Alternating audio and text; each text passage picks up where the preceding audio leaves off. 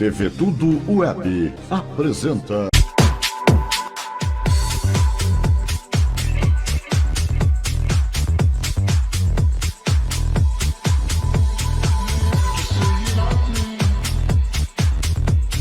Trazendo novamente o segundo bloco com os mesmos candidatos. Que bom quando a gente fala de cultura com gente que entende, né, gente? Como nós aprendemos? Então aqui está o deputado estadual, professor Fraga, jornalista também, e a professora Raquel, pedagoga, e tem um projeto fantástico que ela está desenvolvendo, como nós vimos agora no bloco passado, para que aqueles que estão iniciando agora não percam o fio da meada. Eles estão na campanha focando neste projeto Cuida de Mim. Então, que é como você tratar as crianças exclusas que têm autismo, são portadores de deficiência especial. Um projeto fantástico, por isso eles estão aqui no meu programa, certo? Porque tem um foco principal para a candidatura deles, que eu estarei ajudando, você pode ajudar, o outro pode ajudar. Então a união faz a força para a gente montar esse instituto quanto antes, a partir do ano que vem, e jogar para todos os cantos de São Paulo. Isso é importante, por isso que eu estou dando toda a ênfase para este projeto e para esses dois candidatos. Bom, falamos bastante no bloco passado, né, sobre várias coisas, cultura. Agora eu queria fazer uma pergunta para você, Fraga. O que você nos diz como candidato do ativismo judicial? Porque, como você diz, que mesmo na educação está muito certo. E aí, fala um pouquinho. A gente tem que tomar cuidado, porque senão pode ser preso, né? Então. Vamos lá. Bom, isso claro que é uma brincadeira, mas assim, é uma brincadeira que isso tem escalonado a níveis absurdos, jamais vistos no Brasil. Eu, como imprensa, profissional da imprensa, vejo isso com muito pesar. Nós tivemos agora há pouco um jornalista que foi preso e hoje está na cadeira de roda em função desse ativismo judicial, né? E assim, de maneira absurda, às vezes a gente fala assim, as pessoas falam, não, você está exagerando. Não estamos. Foi assim que começou na Venezuela, é assim que está na Argentina, e o Brasil segue em reta de colisão para esse mesmo caminho. Isso é preocupante. O judiciário é um dos três poderes, não está acima do executivo, tampouco do legislativo, mas tem se arvorado de maneira absurda em cima desses outros dois poderes, como se ele fosse um poder superior aos demais, o poder moderador, enquanto ele não é. O judiciário é apenas um poder tão importante quanto o executivo e o legislativo. E o que eu acho engraçado é que hoje ele se coloca como um poder superior aos demais e como poder moderador, a tal ponto que quando você ataca o judiciário, você ataca a democracia. Nós temos um presidente, independente da sua posição política, por favor, escute isso que é muito importante. Nós temos um presidente que foi eleito há quase 4 anos e desde o primeiro dia esse presidente é atacado diuturnamente, né, por todas as instituições. E ninguém disse que atacá-lo é atacar a democracia. Ora, ele é o líder do executivo. Exato. Ele é o representante do executivo. Se eu, ao atacar um juiz do Supremo Tribunal Federal, eu ataco a democracia, eu também preciso então dizer que ao atacar o chefe do executivo, eu também ataco a democracia. Porque pau que dá em Chico tem que dar em Francisco. Exatamente. São 3 poderes, é assim que se faz a democracia. A democracia tem 3 poderes: o executivo, o legislativo e o judiciário. E os 3 poderes estão em mesmo grau de importância para uma democracia saudável. A nossa democracia hoje não está saudável.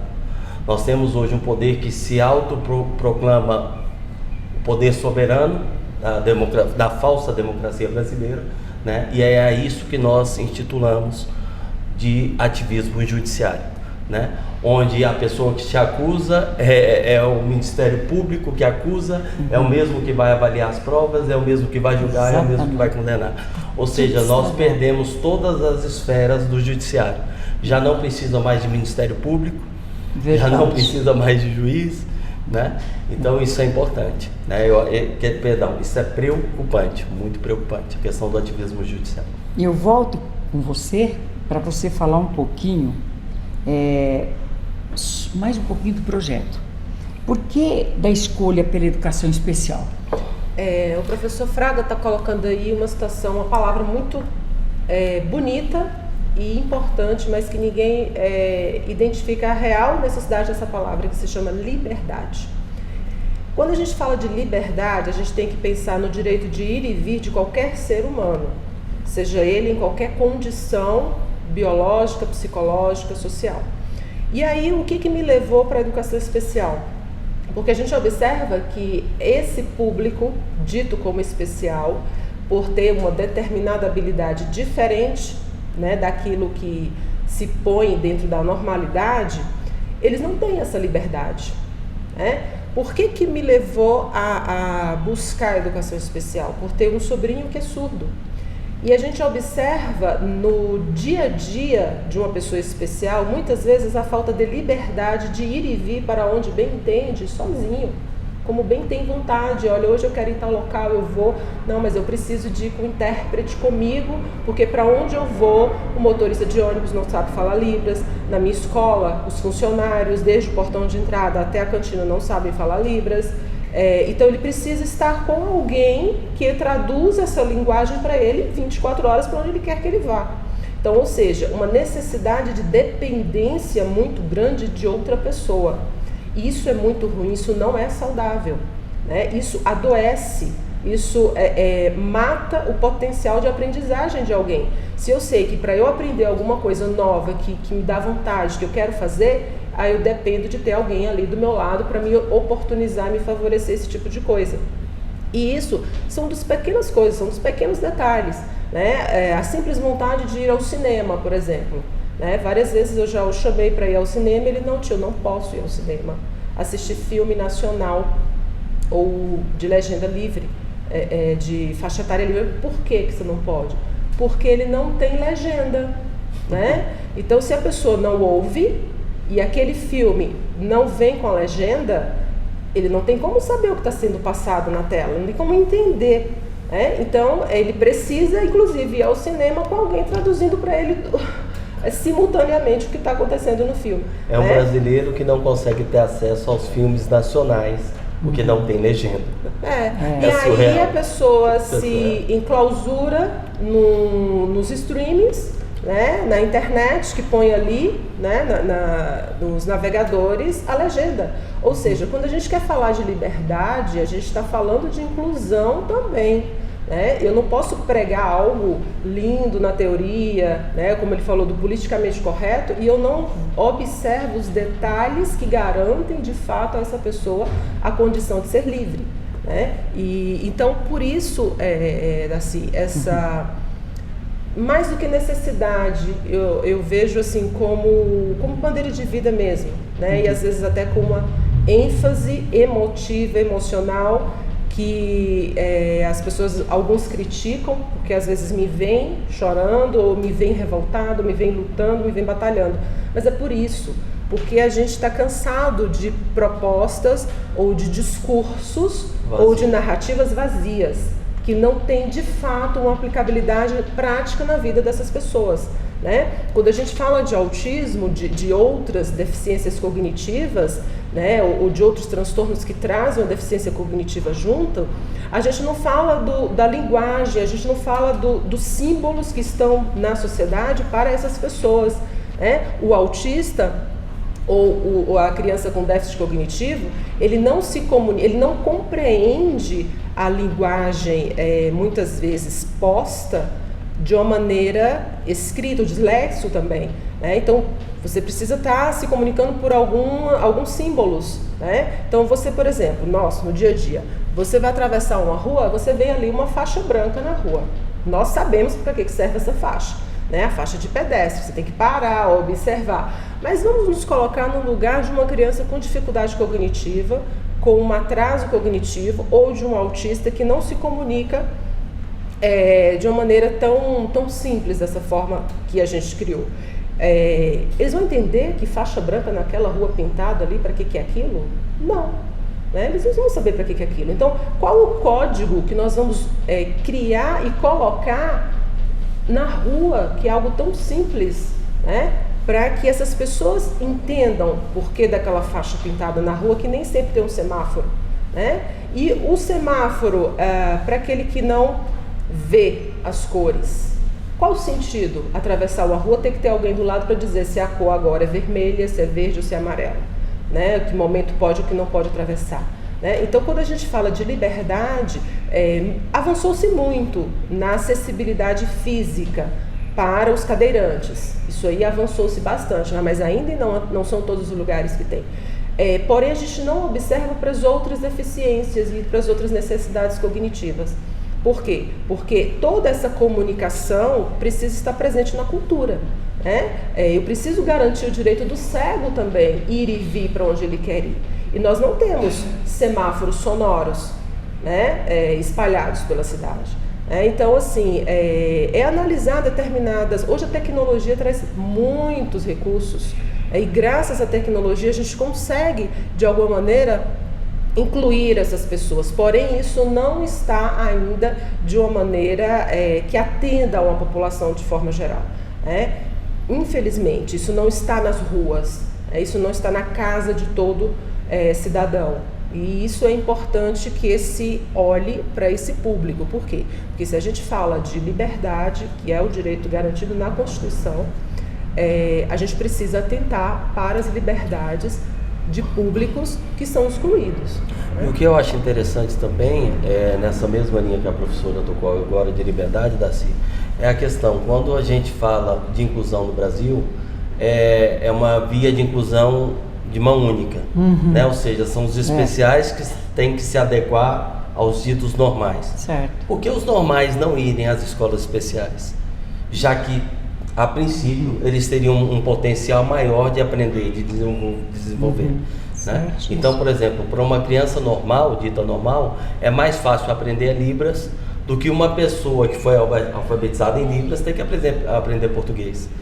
Por que essa inclusão nossa, ela só tem uma rota única, uma via única? Verdade. Não existe a possibilidade de nós colocarmos os ditos normais dentro das escolas especiais. Que inclusão é essa? Isso é inclusão para inglês ver, isso é panfletário. Né? Então, enquanto nós estivermos lidando com a inclusão de maneira do ponto de vista do politicamente correto e não daquilo que efetivamente vai gerar a inclusão real, nós teremos sempre esse resultado medíocre, mentiroso e fazendo com que os professores estejam adoecendo cada vez mais. Porque assim, eu coordenei algumas universidades no interior da Bahia e o professor sabia 2, 3 dias antes de iniciar o semestre que ele teria alunos especiais. Esse professor não foi formado para isso. Não foi. Como ele vai lidar com isso? Exatamente. Né? Olha, eu estou te falando assim, um professor que fica sabendo 2, 3 dias antes de iniciar a aula que ele vai ter um aluno cego, um aluno com algum tipo de deficiência. Como pensar a educação para esse aluno sendo comunicado 2, 3 dias antes de iniciar o semestre? Percebe como isso tudo é um grande faz de conta? Então, enquanto nós estivermos lidando com essa situação de maneira, volto a dizer, é pesado os termos que eu quero usar, estou usando aqui e eu vou continuar usando para que você, espectador que está em casa, perceba que isso é muito mais sério do que essa bandeira mentirosa do politicamente correto. Então, nós estamos chegando quase no fim, mas eu gostaria de fazer uma pergunta, que você teve uma trajetória muito bonita, certo, com muitos estudos, tanto na área cultural, educacional, na área de saúde. Vocês vêm se preocupando, né, com a nossa sociedade. Nessa toda a sua trajetória, o que mais te fez ficar feliz, você, além de você montar esse projeto maravilhoso que não está só no papel, vai sair do papel, cuida de mim, além disso aqui, você parece-me que escreveu um livro. Isso. Esse livro é sobre o quê? Democracia de Ditadores. Esse foi o primeiro, né? Nós escrevemos esse livro, Democracia de Ditadores, sim, que ele discute muito essa questão da educação, do papel da mídia, né? Enquanto quarto poder, que de quarto poder ela poderia ser o poder moderador, né? Mas abriu mão disso para fazer militância política. Então isso está dentro desse livro. Eu acho que pode ser considerado um dos melhores momentos nossos, né? Nós escrevemos esse livro ele trabalha muito com a questão da linguagem, a importância da linguagem, a análise de discurso, né? O papel real da educação, o papel da família. A escola precisa saber qual é seu papel dentro da sociedade e a família também. né? Nós também temos culpa dessa situação que a gente está, né? Os pais abriram mão, delegaram isso para a escola, e muitas vezes quem hoje assumiu a educação do seu filho é aquele professor que você mal vê, né? Ou quando muito vê 2 vezes ao longo do semestre, né? Então nós temos culpa, nós precisamos hoje primeiro delimitar o papel da educação. O que é que compete à educação? O professor é instrutor, o professor é psicólogo, o professor é recreacionista. O que é o professor? Qual é a função? É assistente social? O aluno vai para a escola para comer ou vai para aprender? Né? Então, assim, primeira coisa, a gente precisa alimentar isso. Qual é efetivamente o papel da escola? Posto isso, porque aquilo da CI que acaba tendo como missão fazer tudo, na verdade isso é um grande nada. Não faz nada. Né? Então a escola hoje é um local que alguns vão para aprender, outros vão para comer, outros vão como depósito de criança. Ora, o que é efetivamente a escola? A instituição escola, né? Isso a gente precisa deixar claro, voltar a fazer esses debates para que a escola realmente volte a ser aquilo que ela foi décadas atrás. Isso, né? Nós precisamos retomar. E também fazer esses debates até misturando alunos junto, claro, né? com Para ter a opinião com deles certeza. também, né? Do que eles estão precisando. Que então necessitam. nós escrevemos esse livro, Democracia de Ditadores, que faz esse grande desabafo, né? E esse é um desabafo do pai, né? Enquanto do pai, do professor, do cidadão, né? Porque assim, a gente tem visto algumas coisas e muitas vezes nós fazemos parte daquela maioria silenciosa, que é calada constantemente pelo politicamente correto. Eu não posso falar isso, hoje nós só temos voz quem é negro, quem é da comunidade, quem é homossexual. Ora, e o restante não fala? Né? E eu falo isso com muito pesar. Eu sou negro e não acho que eu deva ter mais direito do que o branco, né? Por exemplo, a questão das cotas. Eu sou contra a cota para negro. Tá Se há que existir cota, que seja por questão financeira. Exatamente. Né? E aí sim, nós vamos atender brancos e negros, homens e mulheres, né? Baixos e altos. Senão daqui a pouco nós vamos criar um apartheid social, onde nós vamos ter política pública pro anão, sabe? Ou seja, gente, feminicídio, isso é um absurdo. Né? Basta nós hoje combatermos o homicídio. Homicídio é homem matando homem. Independente, por exemplo, hoje o assassinato da mulher é mais grave do que o assassinar um homem, isso é um absurdo. Então, assim, nós através desse politicamente correto, nós viemos fragmentando a sociedade a um ponto absurdo, que hoje a gente superestima a morte da mulher, que é absurdo, e a criança. Então nós vamos criar o quê? Um outro termo para valorizar. A valorização do aborto. Quer dizer, a violência é violência. Ponto. Seja contra a mulher, contra o idoso. Cadê o idoso nessa equação? Né? Onde estão os nossos idosos? Exatamente. Então, gente, homicídio é homicídio, seja contra a mulher, contra a criança, contra o idoso. E isso tem que ser combatido de qualquer maneira. Né? Vamos parar com esse politicamente correto, quanto essa criar supercategorias, mulher, homem. Somos todos iguais. Ponto. Né? O que nós precisamos hoje é criar uma unidade enquanto país, e é isso que vai elevar o nosso país para um nível maior, para que a gente possa voltar a desenvolver ciência e tecnologia e ter uma geração que realmente vá dar aquilo que a gente espera. Parabéns, professor. Parabéns. Parabéns a Raquel também. Agora a última pergunta, já estamos encerrando o segundo bloco dos 2 professores, né? De jornalista também. Qual o projeto de vocês para São Paulo? Vamos finalizar com essa pergunta. Bom, o nosso objetivo hoje é... Eu sou muito conservador, né?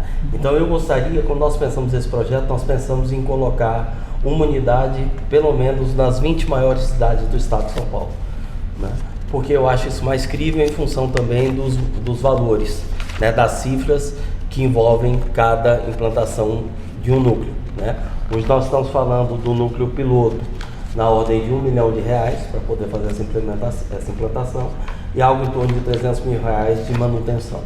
A professora Raquel, ela já é mais sonhadora. Não vou dizer sonhadora não, eu vou dizer realista mesmo. Por quê? Porque o nosso país é um país riquíssimo e só percebe a riqueza do Brasil quando você sai dele. Quando você observa que, inclusive, a água, essa água que a gente bebe aqui é deliciosa, não tem sabor, pura, mas é deliciosíssima, mata a sua sede. Você vai em determinados países, você bebe a água, você se angustia porque a água é muito pesada, você não consegue matar a sede. e você sai e você observa, meu Deus, quanta riqueza existe no nosso país, essa riqueza é desperdiçada.